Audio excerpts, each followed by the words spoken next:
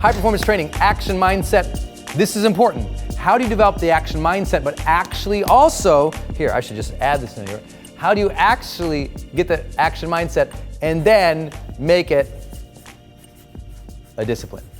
Discipline. Here it is. First thing you've got to adopt, well, there it goes, is your, let's try this, your 30-minute daily block. People tell me all the time, Brendon, I got this dream or this goal. I'm like, great. What 30-minute period of day are you going to work on it today? What do you mean? Well, you said you have a big goal, right? Yeah. Big idea, right? Yeah. Okay. Show me when's the 30-minute block that thing gets today. It's a new idea, you say, right? Yeah. Okay. Where is it? Is it 1:30 to 2? Is it 4 to 4:30? Is he going to check it at 5 right after work till 5:30, then get on the commute a little later? Like when? New ideas must have new blocks of time. Write it down. New ideas must have new blocks of time. If you got a new idea, someday, big dream, and it doesn't land in the calendar, at least, listen, daily, 30-minute daily block of time, of course you're not going to get momentum. It's got to be, look, if you won't give it something 30 minutes a day, it don't matter to you. Just be honest. Like, any good parent will tell you this. Like, if you don't spend 30 minutes with your kids a day, I mean, good luck in having that connection. Good luck in forging that future. Good luck in helping that person feel loved and supported. I mean, if something is important to you, you give it time. Is it true? So if this idea is important to you, immediately mindset, this is what I immediately do, 30 minutes. And if it's a completely new idea, it's got to get at least 30 minutes if I want it to actually come true. And it's important from the time I set the idea, the next day it gets 30 minutes. Big new idea, must do it. If it's important to me, the next day it gets 30 minutes. Not 4 years from now. Like right now, I have a big partnership I'm working on. Like it completely came into my life, totally interrupted my life. I don't have any time, but it's important. I found 30 more minutes a day, right? 30 more minutes is easy to find for everybody. People don't think they can. It's possible. I just had a friend, and I get in a huge argument over lunch about this. Not everybody can find 30 minutes. And I'm like, who can't find 30 minutes more a day? Like, show me. Which a little more discipline, a little more planning and preparation. Who can't find 30 more minutes a day? Well, I'm busy and I have all these things and you don't understand. I'm like, okay, well, walk me through your day. Well, I have to get up. I got to get everything, get the kids ready for work. I got to get in the car. I got to commute. That commute's an hour every single day. I can't take away that. I got to do this and this and this. And I'm like, well, what if you didn't drive? What do you mean? Well, what if you didn't drive the car so that your focus and attention could be doing something else? Well, I got to do the commute. I don't know. I've noticed that a lot of cars have a passenger seat, and some of them even have a back seat. And if you sit in one of those, you don't have to do this, and I just got you an hour a day. So many people they believe so deeply that they are managing their time so great. I'm like, no, most people have so much free time, they have no idea. It's that they are distracted and unprepared or addicted to consuming, that they're losing little pieces. And especially here in the United States, you guys have heard me rail on this, the average American, 4 hours of television a day. Don't tell me you don't have 30 minutes a day. I don't know anyone who can't find 30 more minutes a day for a great new idea that can change their life. You got a new idea that can change your life? Find your 30 minutes every single day. Number 2, remember the first output rule. First output rule says this: if you've got a big new dream, big new goal, big new idea, don't think that you have to do what we've all been taught, which is begin with the end in mind, because sometimes you don't know what the end in mind is, but you know the first step. So what I tell people is like, I got a big new idea. I go, great. What's the first output that you would have to create on that immediately? What's like the first output that would start you on the path? I don't know. Okay, figure that out. First step, first output, right? First step is not the research. What's the first output? Let me give you an example. When I began my career, I said, one day I'm going to do video courses. End in mind, I'm going to do all my online courses. That was the big idea. Brendon Burchard, am going to do online courses. Guess what I didn't do? I didn't say, well, I better figure out the whole curriculum for all the courses for the rest of my life. Begin with the end in mind. Didn't do that. I said, what's the first step that would allow me to start doing that? Okay, first step, get in front of camera, teach, and post it on the internet. That's the first output. One teaching video on the internet. So I went and I got my stupid little, at the time, flip video camera. Some of you guys know about those. Got a flip video camera. I duct taped it to a box. I put on my cleanest shirt at the time, and I stared at the camera and I taught. And I pulled off the flip video camera and I spent 4 hours uploading it on the internet. You remember that? Probably not. But you remember that? Yeah, upload, and then it wouldn't play because it wouldn't stream fast enough. But I spent the time. The first output to me building an online course empire, one video. What's your first output? Do that now. That's how you maintain momentum. The reason people don't stick to their habits is because they're waiting to create the output someday. I'm like, what's the first output? Do it. That's the thing to work on right now. When you got that 30-minute daily block, work towards that first output. Because you get the first output, you got real momentum. You get the first output, your dream, your idea is realized, it's tangible. It's like, ooh, I did that thing. First output. If you don't know the first output of what you have to create, you don't even have a dream. You don't even have a fully thought out idea. First output, make it, do it, create it, post it, do the thing. That's it. I want to write a book, Brendon, but I don't know what the whole book is. I'm like, great, first output, first page, write it. What do you mean I don't know what the book is? Write the first page. But I don't know what the book is. Write the first page. First output would be the first page of the book, right? Write the first page. But I don't know what the 5 chapters are. I don't write the first page. See? You don't have to know the whole picture. First step, do the first output. Because you get that first page done, you'll probably get that next page done. You'll probably get the next page done, and you'll start getting clarity of the project. A lot of the creativity of life comes in motion, not the beginning in speculation. Okay, next up, number C, 90-day challenge. I can't believe how many people have a big dream or big goal and they don't set up their own 90-day challenge. Like, okay, what's your first output? Good job, appreciate you, but you got 30 minutes every single day. In 90 days, where are we? 90 days, 3 months, let's go. Because see, what most people are, they're scared to commit to the big idea and dream. And I go, oh, don't commit to the first big idea or dream. Not for life, just like you won't ruin your life forever. Don't commit to your new idea or dream forever. I need 90 days. Give me 90 days, man. Commit to that thing 90 days and get at it for 90 days. Reevaluate after the 90 days where you're at. Don't think, see, most people don't take an action because they think, well, I'll have to do this action forever, just like they worry, I'll be ruined forever. There's no forever. There just isn't. There's just now. None of us are guaranteed anything. So if what we have is right this moment and we're looking to the future and we're working towards that, good job. In 90 days, where are you? That's it. What'd you do in 90 days? Did you lose 5 pounds? Great. You don't have to say, I'm going to be completely life transformed. I'm going to have 6-pack abs and still drink pina coladas on the beach with 40 people in bikinis around me. No. Dude, lose 5 pounds. You got 90 days. Go. Like, just set the 90-day challenge for yourself and get at that. And then worry about the next series of goals after that. So if you've got a big idea or a dream and you're really committed to it, commit to a 90-day challenge. And what does that mean for you specifically? What's going to happen at the end of 90 days? How you think, how you feel, how you'll move, what we will achieve, what outputs are created. Get really clear on those types of things. You'll be so happy you did. Without these things, there is no idea into action. There is no momentum. That's why you didn't stick to your habit, because you didn't give it 30 minutes a day. You didn't stick to your habit because you didn't even know what you were supposed to do. You didn't stick to your habit because you didn't at least set a time period that was realistic for yourself, that was doable. D, you got to have your drop list. There is no new idea in your life without a drop list of things to stop doing. A drop list. I'm dropping these things. I'm not doing these things. I'm saying no to these things. I'm getting this off the agenda. I'm letting that responsibility go.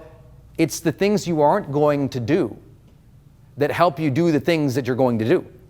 So you got to spring clean a little bit. If you got new dreams in your life, spring clean. What are you going to stop doing, right? I'm very, very, very disciplined about this for me personally. I have one of my own personal practices on the 1st of every month. I make my drop list every month, not once a year, every month. I go, okay, this month, what do I need to drop? Because inevitably, I'm moving so fast, I pick up new things I'm doing all the time, right? Some new idea, new dream, new thought, because I'm trying to innovate, I'm trying to be up front, I'm trying to lead, I'm trying to change things, and then what ends up happening is, throughout the month, other people also do what? Other people give you responsibilities, give you ideas, give you programs. They're adding onto your plate. All month long, you're collecting a bigger and bigger plate, right? Some month I start, I go, okay, well this month, I'm gonna do these 5 new things. And the end of that month, I realize, you know what, I'm not gonna be able to maintain 5. I'm gonna drop 2 of them. I'll stick with 3, but I can't do all 5. That's a drop list. Without a drop list, I have no idea how you can keep adding new things. Make sense? Some of the biggest breakthroughs in our life is when we just stop doing the things that we know aren't right for us. Next up, big important one, the Friday friend status call. Everything that we know from goal setting comes back to sociology.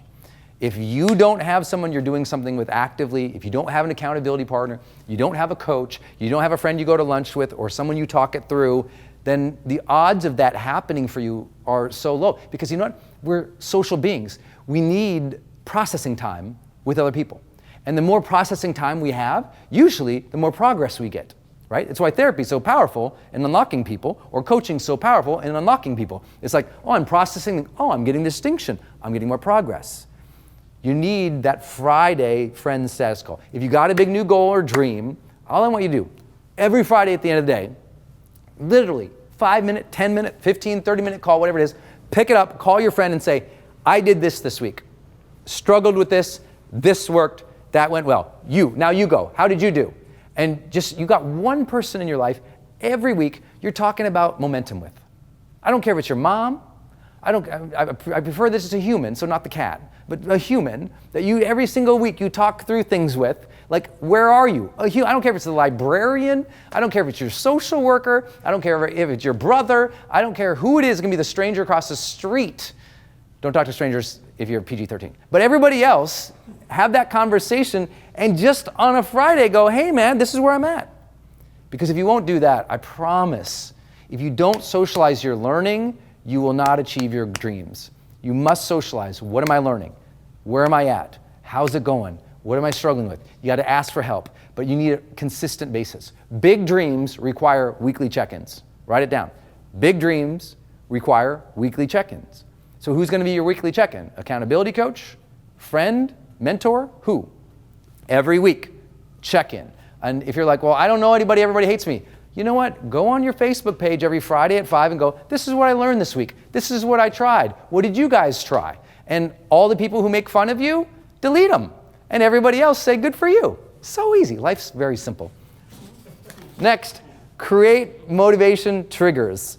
When I walked in this door today, it's the same when I walk in the doors of my conference rooms when I'm doing my seminars, that usually my doorway trigger, meaning that's what a motivation trigger is. A trigger is something physical or tangible happens and you attach either a statement or an action to it, okay? Trigger is something tangible that you say or do when something else happens. So when I walk through a door, and that's every door of my life, I walk through a door, my mind almost always says, because I've just conditioned it over and over and over doing this, I walk through a door, my mind says, I am a happy man entering this space ready to serve. I'm a happy man entering this space ready to serve. It's been since I was like 20 years old. One, because I always want to remind myself, I'm happy. I have so much to be grateful for. So do you. So how are you reminding yourself that you're grateful, that you're happy, that you're good? And then I remind myself, I'm entering this space ready to serve. Not hoping to serve, not maybe one day I'll deserve to serve. I'm ready right now. Whatever I know, I believe in my ability to figure things out. I'm ready to serve now. I don't need permission. I don't need more money. I don't need more team. I'm ready to, whatever I got, I'm ready. Let's go. I don't need new things, more things, better things, tons of things. I'm ready to serve right now. Let's go. I'm not ever waiting to provide service to the world. Ever. You don't have to have the big stuff, the fancy stuff. Just go. I didn't have big fancy cameras and lights and fancy big flip charts when I started this. It was me in a really dirty shirt with the thing, the buttons too hung open, like, you know, it's like, it was so nasty and gnarly and bad. It was awesome, and I was ready to serve. You don't have to have everything. I was watching this documentary recently on my man Usain Bolt, one of the greatest, well, he is the greatest sprinter of all time, right? And you see the scene of him, and he's doing sprints in a field with like this sort of little belt tied around his waist, tied to a chain, tied to, We would call it a weight sled, but you could barely call it that. A little metal sled where you put on like, weights, like a 45-pound weight from it, like lifting. And it's like, so he would sprint with this little things. When you go to the NFL, or I work with my, my major teams, they got the fancy sleds, these longer sleds that glide when you take off, that release proportionate amount of tension along with the weight as you speed up, like very fancy contraptions now. This dude, the best ever, is down in Jamaica in a hot field with this huge belt on with like one coach, not 12 coaches, one coach standing there next to him. He ties this thing, and when he takes off, this thing is bouncing along behind him. It's like, and he's the world's best because he's not waiting to have everything to train, he's training. I'm not waiting to have everything to serve, I'm serving. So many of my people, well, one day when I have a following, I'll post some stuff. I'm like, start posting stuff. Now, one day when I'm ready, I'll put myself, no, there is no one day to be ready. You're ready now, go. It is a mindset you must have. You're ready to go. So that's one of my triggers. Walk through a door, I'm entering the space as a happy man, ready to serve, let's go. And that's just one trigger. I have all sorts of other triggers. I have different doorway triggers. When I walk in my house, I say something a little different to myself than when I walk in my office. But other triggers I have. When a door closes in a car, every time a door closes in a car, I say something else to myself. When I walk into my office, I take a first action that triggers momentum for me. Like, you need to have first actions or space triggers that help you stay your best. They're ultimately all geared towards one thing. How can you remind yourself to be at your best? And how do you use physical objects, time periods, situations to get yourself there? That's the question. That's your job. These are motivation triggers, because if you're not triggering yourself, the world's doing it for you. And if the world's doing it, you know what the world's going to trigger you towards? Angst, outrage, distraction, consumption. It's not going to trigger you towards you being your best self. So if you didn't maintain your habits this year, go on my YouTube channel and type in the word, type in the power of habits, and you'll see a video that will teach you how to set some more of those examples, right? If you look in a mirror, you should have a mirror trigger. See your reflection of yourself, say something to yourself. I know that sounds like just like positive thinking kind of stuff, and you know what it is. Because what's the alternative? Stupid thinking, negative thinking, scarcity thinking? You need to have a little bit more triggers set up to make you work. And sometimes if it's not just you, get somebody else to do it. Get a coach to do it, a mentor to do it, a friend to do it. But you need to be triggered to be your best. How are you currently triggering yourself to be your best? Many of you know, you've been with me for years. We kind of, now everybody does it, but we were the first one to do it. When the smartphone came out and the first alarm was able to be set a label, I created this training and put it out about saying, hey, use this alarm label on your phone to send yourself reminders to tell you to be awesome. Put your 3 words in here that pop up and remind you who to be. Use this as a trigger to be your best instead of as a box of consumption, because this can be a weapon for good or a weapon that takes you into distraction, but it's up to you, just like the rest of life. Self-reliance, it's up to you.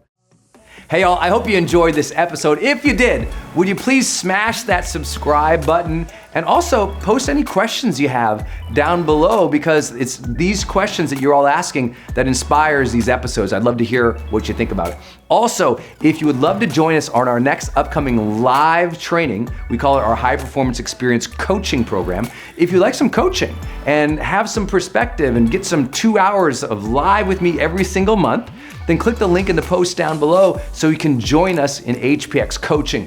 I'd love to give you some more strategies, more insight, and more interaction to help you reach your next level of success. Until next time, again, please subscribe, share this video with anybody who could be inspired by it today, and thanks one more time for being part of my community.